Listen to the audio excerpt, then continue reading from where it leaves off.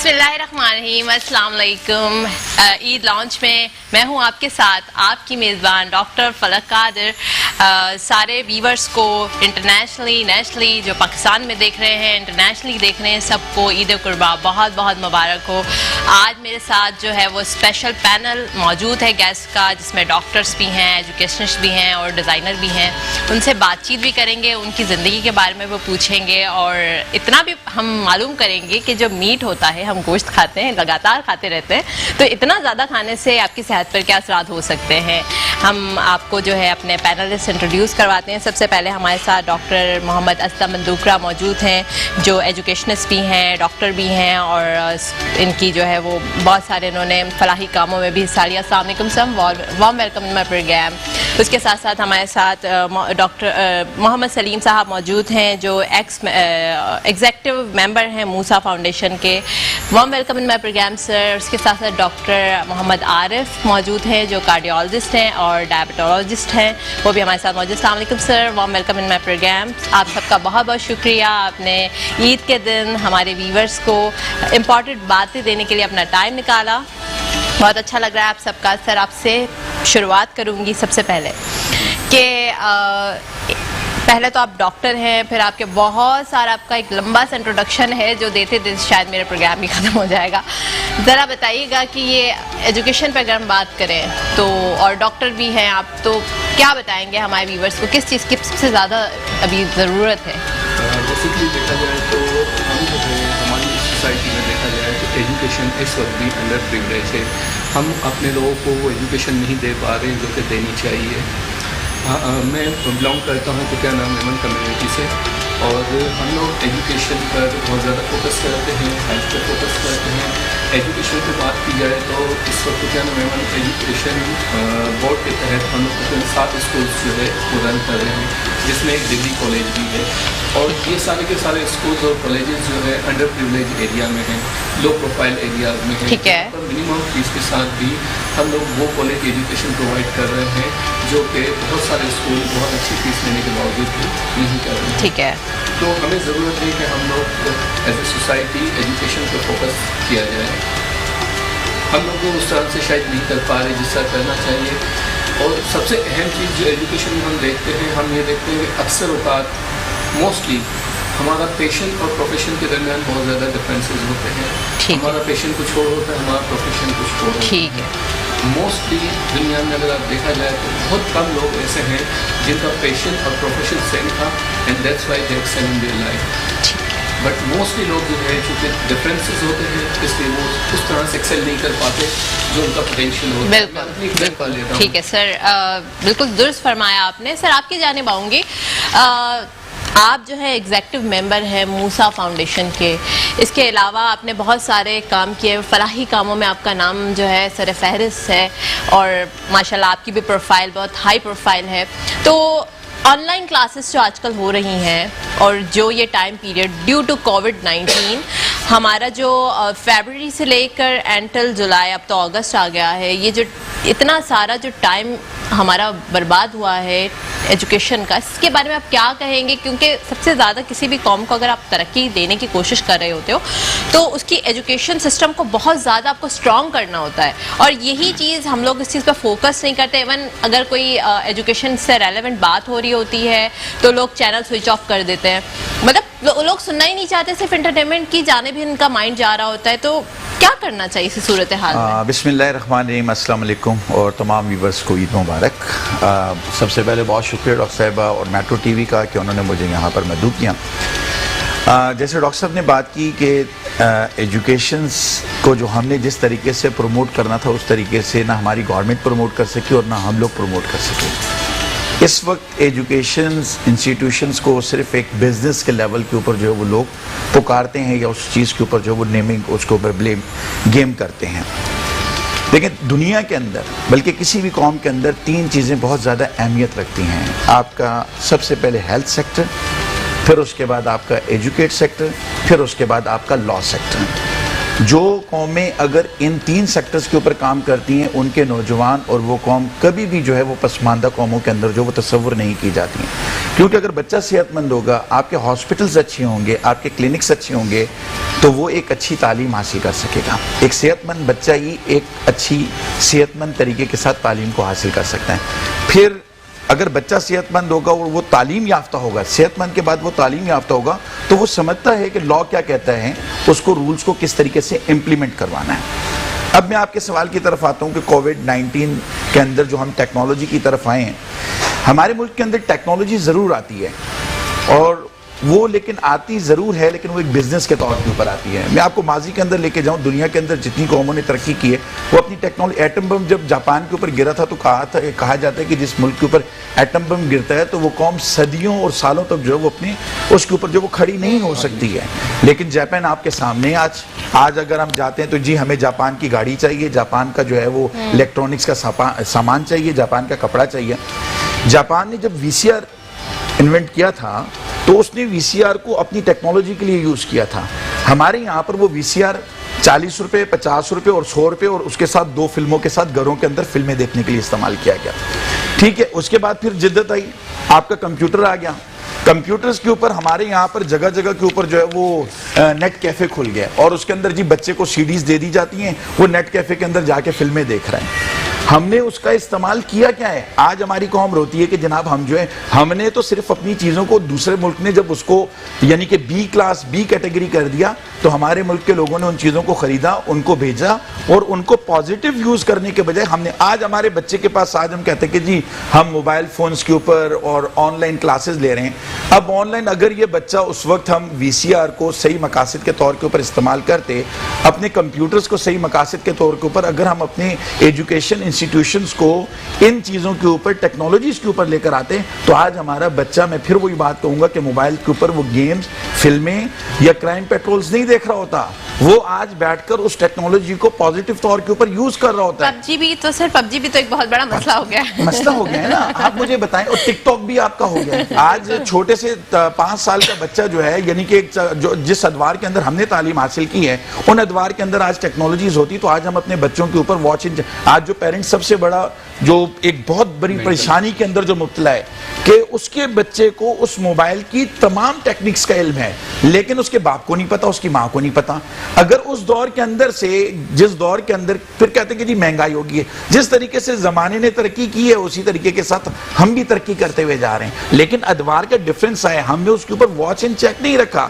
आज हम अपने बच्चे को PUBG खेलने से मना नहीं कर सकते, आज उसको फेसबुक से, टिकटॉक से, आप ये देखें जितनी यानी कि जहानत बच्चे की स्कूल लेवल्स के ऊपर होती है, अगर उस टाइम के ऊपर बच्चे की ग्रोथ को सही तरीके से किया जाए, तो मैं ये समझता हूं कि हम कहां से कहां जो है वो पहुंच सकते हैं। तो ये एक बहुत बड़ा हमारे पास जो है वो सेटबैक है कि टेक्नोलॉजी, वरना आज कोविड के अंदर जो इतनी बड़ी टेक्नोलॉजीज का जो हम कहते हैं कि जनाब जो है ये हम ऑनलाइन क्लासेस कैसे करेंगे, सिर्फ 5 महीने के अंदर। और फिर एक और जो सबसे बड़ा, मैं बाज़रत के साथ, कि जिन लोगों का जो काम, जैसे डॉक्टर साहब ने कहा कि जिन लोगों का जो काम है उन लोगों ने वो काम ही नहीं किए हैं, कि 5 महीने तक अभी तक हम इस चीज के ऊपर तसव्वुर ही नहीं कर सके हैं कि हमने अपनी आने वाली अगर SOPs के तहत हमें क्लासें रखनी है तो किस नजरिए के और किस वर्ग के तहत करना है। अगर हर शख्स अपना काम करना शुरू कर दें, अगर एजुकेशन मिनिस्टर सिर्फ एजुकेशन की प्लानिंग करना शुरू कर दे और वो बाकी सियासत को छोड़ दे, तो ये तालीम बहुत आगे की तरफ जा सकती है। माजी के अंदर हमें ये भी देखने को मिला है कि हमारे ऐसे वजीर तालीम गुजरे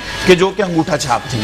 तो मुझे आप बताएं कि तालीम किस तरीके के साथ तरक्की कर सकती है। फिर हम इल्जाम करते हैं निसाब, वही सिंधी, और ऑब्वियसली बात है आप अगर अपनी लैंग्वेज पढ़ा रहे हैं तो ठीक है, बट उसको एक महदूद हद तक रखें, आप उसके अंदर टेक्नोलॉजीज को लाएं। आप कैसे कंसर्न कर सकते हो कि बच्चा ऑनलाइन क्लास ले लेगा? देखिए, पाकिस्तान जिस मकसद के तहत कायदे आज़म मोहम्मद अली जिन्ना ने हासिल किया था, और जो पाकिस्तान का कॉन्स्टिट्यूशन है और पाकिस्तान का जो कौमी निसाब है, अगर उस कौमी निसाब के ऊपर ही ये गवर्नमेंट इंप्लीमेंट करवा दे, तो आपका कौमी निसाब इतना अच्छा बना हुआ है कि आप जो है वो तरक्की याफ्ता ममालिक की सफ के अंदर जाके खड़े हो जाएंगे। कोई आपको ये इंग्लिश मीडियम, ये जो आपने क्लासिफिकेशन कर दी है कि जी अच्छा, फिर हमारे पेरेंट्स का भी एक अजीब वो गरीब जो है कि अगर बच्चा जो है वो स्कूल के अंदर नहीं चल रहा तो उसको उठा के हम मदरसे में डाल देते हैं। वो हम बच्चे को आधा तीतर और आधा बटेर बनाने के लगे। बिल्कुल बिल्कुल। अब हम डॉक्टर साहब की जानिब आएंगे। Doctor Arif, warm welcome in my program. You are a cardiologist. बहुत ज़्यादा आजकल हॉट टॉपिक है कार्डियोलॉजी। और जो मीट खाना होता है, इतना ज़्यादा लोग बकरा ईद में, बड़ी ईद पर खा लेते हैं, और वो लोग जिनको मतलब नहीं खाना चाहिए, कोलेस्ट्रॉल लेवल बहुत हाई है, उसके लिए आप क्या बताएंगे? क्या एतदाल में खाना चाहिए, खा सकते हैं, या कितनी मिकदार में खा सकते हैं, या किस टाइप का मीट खा सकते हैं, किस तरह पकाना चाहिए? ये सारी बातें तो हमें पता होनी चाहिए ना हमारे व्यूअर्स को। ये बहुत सारे लोग अभी हमें देख रहे हैं। बिस्मिल्लाहिर्रहमानिर्रहीम। सबसे पहले अस्सलाम वालेकुम, और व्यूअरशिप का सबका तमाम सबको ईद मुबारक। Thank you for inviting in the show. सबसे पहली बात तो ये कि हेल्थ के पॉइंट ऑफ व्यू से अक्सर हमारे पास लोग पूछते हैं, जनरल पब्लिक में भी और वैसे भी, कि डॉक्टर साहब कितना क्या, क्योंकि जब इंसान या फितरत है कि जब वो खाने के टेबल पर आता है तो वो अपना वो बिल्कुल अपने खाने की तरफ ही बस माइल हो जाता है, और उसमें क्वांटिटी का कोई हिसाब हमारे एक जनरल कंसेप्ट में है ही नहीं।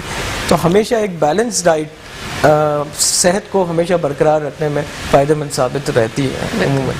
और उसमें भी हमें ये देखना पड़ता है कि अगर ऑलरेडी अगर किसी को भी किसी भी हवाले से, लेट्स सपोज अगर किसी को ब्लड प्रेशर है, तो ब्लड प्रेशर के हवाले से इस चीज़ का भी ध्यान रखा जाए कि नमक का जो इस्तेमाल है वो ऊपर से एडिशन ऐड ऑन ना हो, जो खाने में ऑलरेडी। मुझे ज़रा इतना बताएं कि जो बड़ी ईद है, गोश्त की तो भरमार हुई होती है, अब वो लोग जो प्रोहिबिटेड हैं, जिनको खाना नहीं है, फिर वो किस तरह खा सकते हैं? सबसे ज्यादा अहम सवाल मेरे उनके लिए है। तो आप देखें, इसमें सबसे प्रॉब्लम हमारे पास फौरन ईद के बाद क्या इश्यूज क्या आ रहे होते हैं? पेशेंट हमारे पास आ रहे होते हैं with increase uric acid level, पैरों में जोरों में दर्द होना, और इसके बाद ईद के बाद ही हम अगर उनकी शुगर्स भी चेक करवा रहे होते हैं तो वो भी बढ़ी हुई होती हैं। तो इसका मतलब ये है कि डाइट को आपने कंट्रोल करना है और वाज़े मिकदार में नहीं लेना, क्वांटिटी कम रखनी है। दूसरा, जहाँ तक गोश्त का है कि कितना लिया जाए, ये अकॉर्डिंग टू द BMI, उसी के बिहाफ पे बंदे को अपना। अच्छा, कार्डियक पेशेंट क्या वो मीट खा सकते हैं? कार्डियक पेशेंट बिल्कुल खा सकते हैं, मगर इतना कि जो नहीं वो चखने के हद तक में, चखने की हद तक। और दूसरा मेन इम्पॉर्टेंट बात यह है कि उसमें देखें ईद के टाइम पे जो चर्बी वाला गोश्त, जो आपका मेन जो फैट होता है जिसे हम कहते हैं, तो वो एक्चुअली उसको अवॉइड करना चाहिए, और क्वांटिटी कम हो, और पकाना किस तरह चाहिए? किस अंदाज में? ऑयल को थोड़ा स्टैक फॉर्म में खाना चाहिए या चारकोल? बहुत ज्यादा कुक्ड मीट हो तो बेहतर है। और दूसरी मेन इम्पॉर्टेंट बात, बहुत ज्यादा कुक्ड हो, और ऑयली ना हो। ऑयली जितना ज़्यादा होगा, आपके जितने मिसबैलेंसेस होने शुरू हो जाएंगे, एसिडिटी क्रिएट होने शुरू हो जाएगी। एंड अगर वो ऑलरेडी कार्डियक प्रॉब्लम में है किसी भी वजह से, ऑलरेडी अगर पीछे है उसका, तो और फिर इन सब बातों के हवाले से एक मेन मोस्ट इम्पॉर्टेंट थिंग कि अगर सेहत अगर बरकरार है, बंदा तंदुरुस्त है, तो कई दूसरी चीज़ों में ज़िंदगी में आगे बढ़ सकता है। बिल्कुल सर, अब आपकी जाने पाऊंगी, जैसे डॉक्टर साहब ने बताया कि मीट जो है वो एक हद तक खाना चाहिए, पर कुर्बानी के गोश्त में अगर इस्लामिक पॉइंट ऑफ व्यू से देखें तो थोड़ी बरकत भी होती है। क्या ऐसा है कि उसको खाने से आपकी सेहत को उतना डैमेज नहीं हो रहा, या हफ्ते में कितने दिन खाने चाहिए? इस बारे में ज़रा बताइए। पहले तो ये समझना चाहिए कि इस तरह के जो बिलीव होते हैं ना, ये फॉल्स बिलीव है कि अगर जो है ना मैंने बकरा ईद में खाया गोश्त तो मुझे इफेक्ट नहीं पड़ेगा। इफेक्ट तो डेफिनेटली पड़ना है। अगर कोई बीमार है तो उसको उसी हिसाब से जो है ना, ऑफ कोर्स मील्स इज मील, ठीक है। तो हमें जो है ना कंट्रोल्ड डाइट लेनी चाहिए, स्पेशली अगर आप जो है prone to any cardiac disease हैं, तो आपको एक आम आदमी के मुकाबले में कम गोश्त खाना है, एंड डेफिनेटली ज़्यादा चर्बी वाला गोश्त भी नहीं खाना है। और इसके साथ साथ अगर थोड़ी सी फिजिकल एक्टिविटी बढ़ा दी जाए तो ज़्यादा बेहतर है, ताकि जो आपने खाया है वो कंज्यूम हो जाए। मैं एक और उस पर बात करूंगा। सलीम साहब से आपने बात की थी ऑनलाइन क्लासेस। जी बिल्कुल। ऑनलाइन क्लासेस पर मैं एक बात करूं, क्योंकि हमारे घर में भी बच्चे हैं सारे, तो मैं बड़े इस चीज़ को फील कर रहा हूं कि क्या ऑनलाइन क्लासेस सब्स्टिट्यूट हो सकती हैं एक फिजिकल जो इन पर्सन क्लासेस होती हैं? कभी भी नहीं हो सकती। बिल्कुल। क्योंकि एक बच्चा जब स्कूल में जाता है वो सुबह 7-8 बजे घर से निकलता है, दोपहर 3 बजे आ रहा होता है, तो 3 किस्म की जो है ना एक्टिविटीज़ में इंगेज होता है। Mental activity, physical activity and social activity जो उसकी नेटवर्किंग होती है अपने दोस्तों के साथ। तो जब हम ऑनलाइन क्लासेस की बात करते हैं तो ऑनलाइन क्लासेस में मेंटल एक्टिविटीज़ तो आप करवा सकते हैं, ना उसकी फिजिकल एक्टिविटी होती है ना उसकी सोशल एक्टिविटी होती है, और मेंटल एक्टिविटी भी उस लेवल की नहीं होती जो कि इन पर्सन क्लासेस में होती हैं। तो हम शायद उस लेवल पे, जैसे इन्होंने भी बात की थी कि हम उस लेवल पर अभी नहीं है कि हम ऑनलाइन क्लासेस को सब्स्टिट्यूट बना सकें इन पर्सन क्लासेस का। तो एक बहुत बड़ा लॉस हो रहा है पिछले 4 महीनों से बच्चों का। तो गवर्नमेंट को चाहिए कि इस पर कोई ना कोई स्ट्रेटजी बनाए ताकि हम कोप अप कर सकें, बच्चों की एजुकेशन पर कोई इफेक्ट ना पड़े, और जो पढ़ चुका है उसको कैसे कंपनसेट किया जा सकता है। बिल्कुल दुरुस्त फरमाया सर आपने। हम अभी ब्रेक की जाने चलते हैं। ब्रेक के बाद हम थोड़े डिज़ाइंस कपड़ों के ऊपर भी बात करेंगे कि कैजुअल ड्रेसेस कैसे पहनने चाहिए, फैशन कैसे करना चाहिए, और हम एक बहुत बड़ी डिज़ाइनर को भी अपने प्रोग्राम में शामिल करेंगे। एक ब्रेक की जाने चलते हैं, देखते रहिए Eid launch. Welcome back after the break. हम बात कर रहे थे एजुकेशन पर, सेहत पर, और अब हम डिज़ाइंस पर भी बात कर लेते हैं। हमारे साथ एक डिज़ाइनर मौजूद हैं जो हमें बताएंगी कि कैजुअल ड्रेसिंग कैसी करनी चाहिए, शादी पे कैसे कपड़े पहनने चाहिए। इसके अलावा जो है नॉर्मली जो आम रूटीन में लड़कियां डॉक्टर्स हैं, टीचर्स हैं, उनको कैसे कपड़े पहनने चाहिए। हमारे साथ मारिया मौजूद हैं, शी इज़ अ डिज़ाइनर। अस्सलाम वालेकुम, वेलकम इन माय प्रोग्राम। वालेकुम सलाम। कैसी अल्हम्दुलिल्लाह मैं ठीक ठाक। ईद मुबारक आपको मारिया। आपको भी बहुत बहुत बहुत ज़्यादा इम्पॉर्टेंट टॉपिक है हमारा कपड़ों के बारे में। ज़रा बताइएगा कि कैजुअल ड्रेसेस कैसे पहनने चाहिए, और क्योंकि आजकल ट्रेंड चेंज होता जा रहा है, कपड़े पहले नीले पीले ग्रीन और इस तरह के अब चेंजेस आती जा रही हैं। तो हमारे व्यूवर्स को बताइएगा कैजुअल ड्रेसेस कैसे करने चाहिए। सबसे पहले तो मैं ये बताऊंगी, पहले तो मैं आपको थैंक यू कहूँगी कि आपने मुझे शो में बुलाया। सेकेंडली हम ये बात करें अगर कैजुअल ड्रेसेस की, तो अच्छा सवाल किया आपने, क्योंकि मेरी लाइन ही कैजुअल लाइंस है। मैं इसी पे काम करती हूँ क्योंकि you know casual lines are something that you can always wear. मेरा ट्रेंड ये मैंने सेट किया है नया कि देखें सेमी फॉर्मल्स भी होते हैं, फॉर्मल्स भी होते हैं, बट कैजुअल्स ऐसे होते हैं कि आप you can wear anywhere, day time night. अब मेरा नया ट्रेंड ये है कि मैं कैजुअल्स को पार्टीज में भी कैरी कर सकती हूँ। ओके फाइन, ठीक है, okay by you know mix and match वाला। या I can mix and match, I can wear you know. Fashion क्या होता है फलक, आप फैशन को किस तरह लेते हो? नॉर्मली देखिए, जैसे आप जिस जगह जा रहे हो, एज आप शादी पे जा रहे हो तो शादी के हिसाब से आपने अपने वेयर करना है। आप या फिर आप हॉस्पिटल में हो तो हॉस्पिटल के हिसाब से आपने रहना है। अगर आप कोई टीचर हो तो टीचर के हिसाब से रहना है। बट आपकी नज़र में तो ऑब्वियस सी बात है कि आप डिज़ाइनर है, आप ये बेहतर बता सकते हैं। मैं ये कहती हूँ कि देखिए आपके पास कोई भी ड्रेस हो, लाइक मेरे वार्डरोब में कोई भी लटका हुआ हो, अगर मुझे वेडिंग पे जाना है तो मैं उसको वेडिंग की तरह माउंट कर लूँगी। ओके। बर्थडे पे जाना है तो I look like a birthday person, और if I want to come in a show like this on each show, so you know मतलब एक ही ड्रेस को मैं बहुत सारे लुक्स दे सकती हूँ। अच्छा फाइन। यू नो मेकअप होता है, the kind of makeup you wear on a know on a casual dress, if you're wearing big earrings off color के बेज के ऊपर आपने maroon earrings पहने हैं, बहुत मजे का मेकअप किया है, तो वो वैसे ही फॉर्मल हो जाता है ना। और फिर आप कैजुअल चाहते हो तो सॉफ्ट मेकअप कर लें, लाइट इयरिंग्स पहन लें, पेस्टल कलर्स पहन लें। This is what I feel. तो मतलब ये बचत हो गई ना, आपने बचत एक भी ड्रेस हो को गई। हर जगह इस्तेमाल करवा लिया। ये तो हमारे व्यूअर्स बड़े खुश हो जाएंगे और आप ही से रब्ता करेंगे कि बता दें हम हमको किस तरह का ड्रेस बनाती है कि जो हर जगह चल सकता है। देखिए यही तो फैशन है ना, यही तो डिजाइनिंग है कि आप किस तरह अपने कपड़ों को यूटिलाइज कर सकते हो, किस तरह आप यू नो। अब ज़रूरी है कि आप 50,000 का या 20-30 हज़ार का जाके फॉर्मल्स ही लो तो आप अच्छे लगोगे। मुझे लगता है कि जब मैं कैजुअल को फॉर्मल बनाती हूँ, people are always complimenting me on it कि इतना अच्छा ड्रेस है, आपने कहाँ से लिया ये वो, और आपने किस तरह इसको डिज़ाइन किया और वेडिंग पे पहन लिया। तो you know I usually get these compliments from my customers and all. Thank you, बहुत अच्छा आपने बताया। हमारे व्यूवर्स को भी काफ़ी अच्छा आइडिया हो गया होगा कि आप नॉर्मल ड्रेस को भी ईद पर भी, शादियों में भी, और वैसे भी कैजुअल भी आप पहन सकते हो। बस पहनने का स्टाइल होना चाहिए, उसके साथ जरूर कैरी करना आना चाहिए, मेकअप का और ये सारी चीज़ें मैं कवर करने का सबका होना चाहिए। सर फिर एजुकेशन के ऊपर आऊँगी, मैं आपसे पूछूंगी की पॉइंट्स कुछ कि क्या बताना चाहेंगे हमारे व्यूवर्स को, कुछ इंपॉर्टेंट की पॉइंट्स, कुछ इंपॉर्टेंट बातें। जो सबसे अहम चीज़ है जो you are belonging from Kutiana Memon yes, I am belonging from Kutiana Memon community. I served for the community for last 8 years for their social and welfare activities. I was the chairman education board for the Kutiana Memon education board. And ये तमाम activities जो हम करते हैं उसमें main हमारा focus जो है एजुकेशन पे होता है, ठीक है। और एजुकेशन के हवाले से हमेशा से हमने एक चीज़ की थी और मैं इस चीज़ का पैशनेट भी रहा हूँ कि हमें अपने बच्चों को डायरेक्शन देनी है।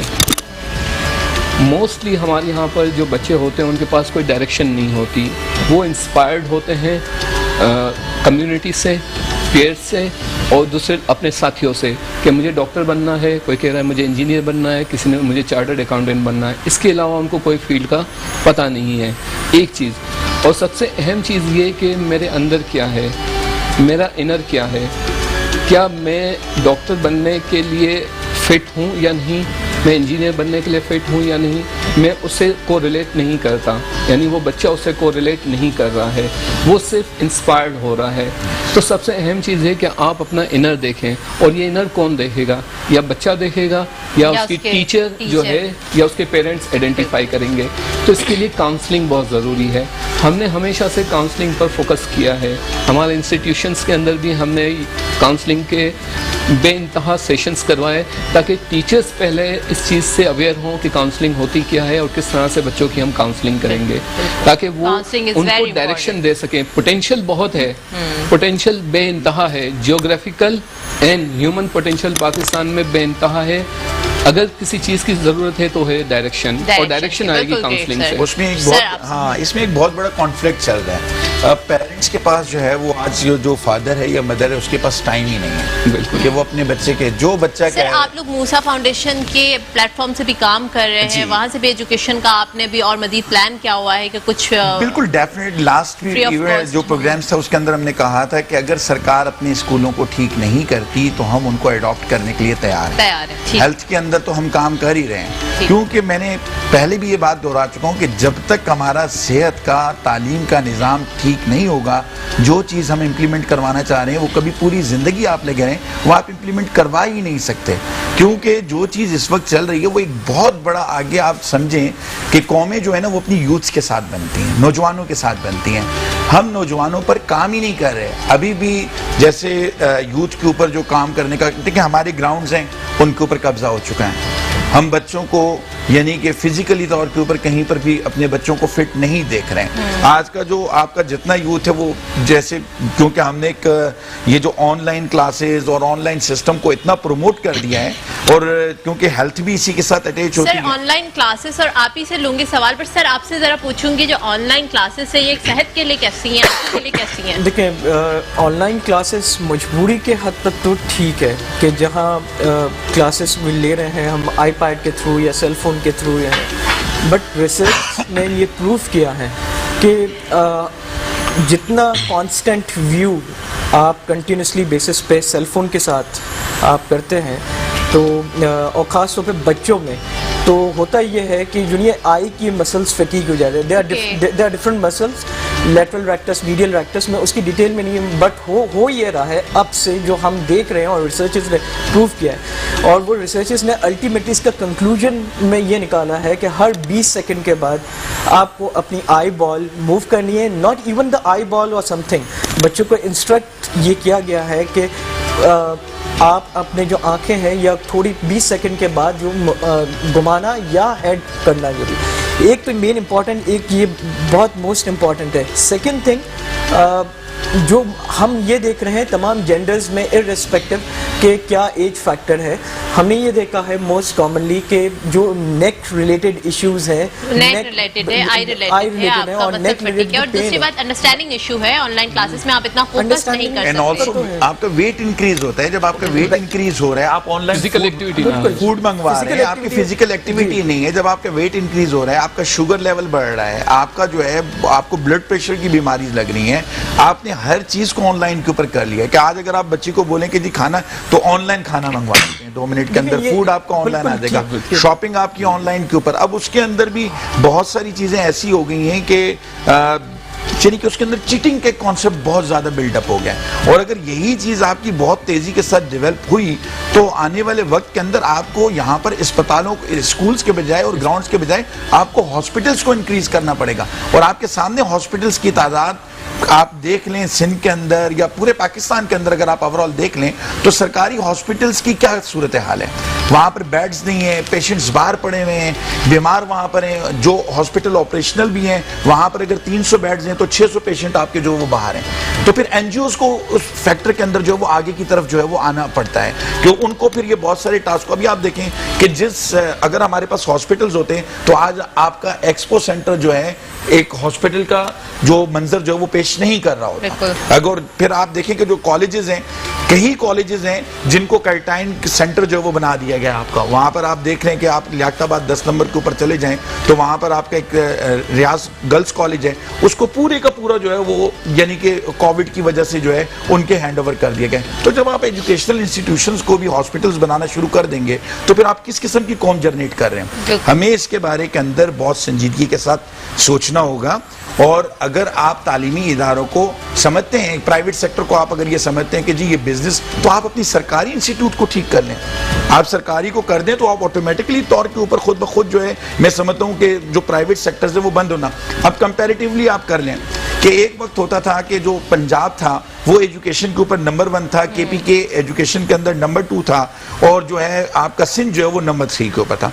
अब आपका केपी के एजुकेशन के ऊपर नंबर 1 के ऊपर आ गया है और पंजाब 2 पे है और सिंध जो है वो फिर उसी तरीके से सबसे नीचे ही जा। हमारे प्रोग्राम का वक्त भी बहुत मिनिमम सा रह गया है। मैं अपने गेस्ट से फाइनल छोटा छोटा से पैगाम लूंगी सबसे कि क्या देना चाहेंगे मेरे व्यूवर्स को, क्या मैसेज देना चाहेंगे। सर आपसे शुरुआत करते, बिल्कुल मुख्तसर सा कोई मैसेज दे दे मेरे व्यूवर्स। मेरा पैगाम तो ये है कि बकरीद आती है, इसमें जो साहिब हैसियत लोग हैं वो कुर्बानियाँ भी कर रहे होते हैं और गोश्त भी माशाल्लाह से खा रहे होते हैं।